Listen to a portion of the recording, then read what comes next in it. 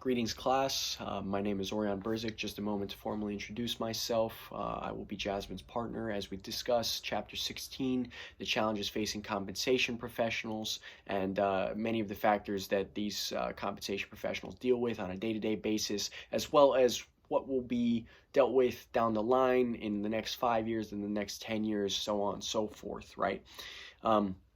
So firstly, just picking up right where Jasmine has left off, we'll begin with the rising wages in China.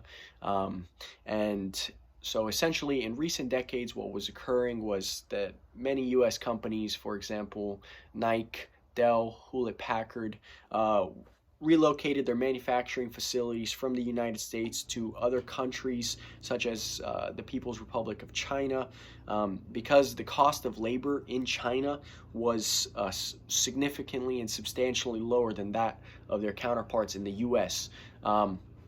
This graph I've provided here by agorafinancial.com shows in 2005 what the price of manufacturing wages were in China. They were around zero, like 30 cents roughly, right? So at the time it was about $15 an hour in the US, and in China it was less than $1 an hour.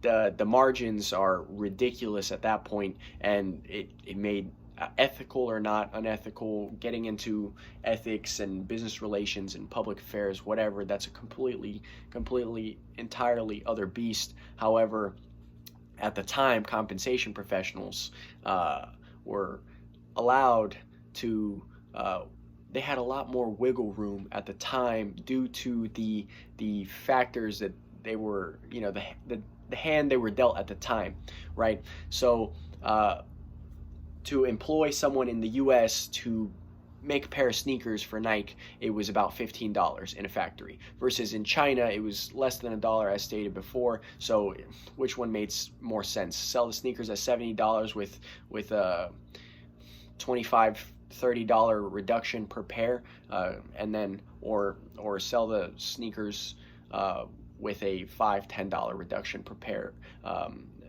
after the net profits and the margins are all sorted out, right? So